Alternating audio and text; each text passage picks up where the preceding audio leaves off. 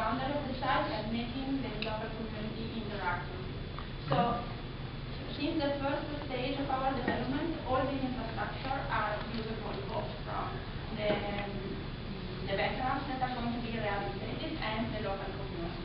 So our idea is really to develop something that is not only that has also the function, it works also as an infrastructure for local community and bigger depends on the success of the strategy, and creating the negative of what is right now. Right now there is a boundary and it is a site that is like a hole in the periphery, and we are opening this site to people in country.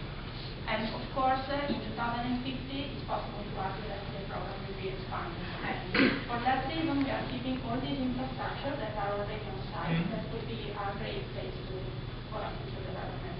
But you just need a small percentage of it, and you don't have a plan what you do from now to 2050 with the buildings. We didn't design it, but we are keeping infrastructure in, like, giving the openness of the program. But all that gray is pavement? Yeah, it's actual paved area. So a different way to consider the problem might be to have an attitude toward the materials and resources that are there. You talked about, when you talked about a demolition scheme, you said that buildings would be demolished, but I would imagine that that would produce a lot of debris, material, that you could take responsibility for. You begin to here outline a series of excavations and operations, and even refer to techniques of that excavation, moving earth around, right? Yeah. There's a whole, it seems to me that when you're digging out this big basin, building the whole, all the stuff, you're doing a lot of work on the site. And it seems to me that there's a way to start to coordinate those efforts and have them be more at the center of what it is that you're controlling. They also have a physical implication, which you start to diagram here in section, and a scale and a figure and a form that has specificity and has a grain to it that seems to me to be lost when we jump up in scale here. It seems to me that there's a lot of potential between what's happening in those diagrams and the sections that you're beginning to configure here to actually, and in this analysis about tying landform to the range of activities, right? That you might begin to develop a strategy across the site that has a much more vigorous, robust form to it. Yeah. I mean, it seems to me that you're talking about a lot of subtle manipulations that produce some strong effects. And yet when you look at this plan, it's one big ass hill and one big ass lake.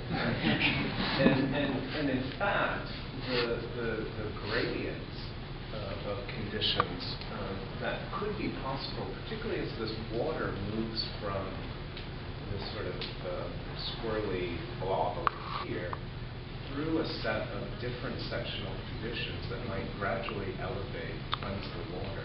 And even that a piece of that might be rerouted and chlorinated for some other use, you can begin to create these incredible gradients across the site that begin to organize and how do you say, develop or make these systems a bit more complex, a bit more articulated. Because it seems to me that there's a lot more potential when we start to do that in how this place might become a bit more of a robust landscape. It also, to me, opens up the question of infrastructure and how it's being talked about within the studio. Because to me, you know, a traditional infrastructure is a one-off. You have build a railroad track, and you know, you have it's utilitarian, it's functional, and yet clearly the implication is that we can build infrastructures that perform differently, that have multiple agendas to it. And I wonder how much that agenda is sort of only limited to the kind of programs that you're beginning to imagine, or how much this more radical restructuring of the land might eventually give way to completely different types of programs. Should war change, and the initial idea of there being wounded veterans. I mean, there's a lot of technology being developed where you don't need people in the field battling battles anymore. So, how does this thing open itself up to other uses? How does it structure a different type of occupation of this land that may, in fact, follow the course? On the one hand, it might follow the course that you outlined, but on the other hand, it might offer something else. I think this question of how open these structures are is the question is how to go from traces, because you worked a lot on motions and temporalities, and as far as I can see are the traces here and not yet spaces. So I was wondering, how does your kind of different types of ecologies work with that? Because each of them has, as you said, topography, materials, weight, but not yet kind of like how to go from a line to a ring. Yesterday we were in reviews where we had like different examples of spaces that are narrow and then very big and then very slim. It kind of fluctuates depending on the program, depending on the soil, depending on the groundwater, depending on different parameters. And maybe it goes back to Chris' question as well. It's like, how does your kind of like courses, because you could add as well the maintenance course, you could have a kind of course in between all buildings, for example, and so on. But how could all these different traces or courses, like you said, could actually really slice your master plan, in different directions? That provokes a lot more interactions in between all your surfaces, and not only having like 2, 3, or 4, but having like, much more actually. And the other layer I would add, because that this is an inhospitable landscape, and it's pretty much, after your project, still an inhospitable landscape. It's hot here. How can you have disabled veterans in that it's 120 degrees in the summer in there, in that asphalt?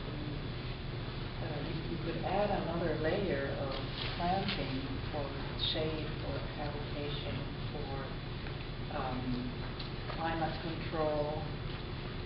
You have to generate programs that above and beyond what the site tells you as a landscape architect, because you have to present an idealized conception of a new vision. So, it's another way of my previous comment. Is you can't. For instance, this is fascinating. This diagram about the distances and the slopes, and I try to find it there, and I don't see it. It's a flat site. It's on the second drawing. It's confirmed.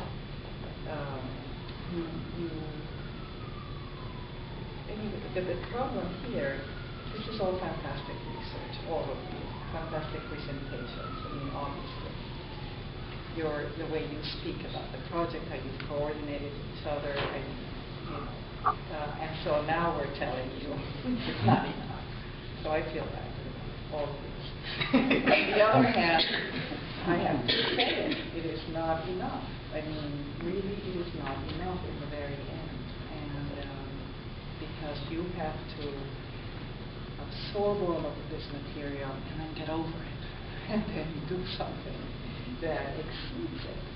Really, and you have to be critical. You can't say that all of this asphalt is there waiting for development, because it's there. That's not infrastructure.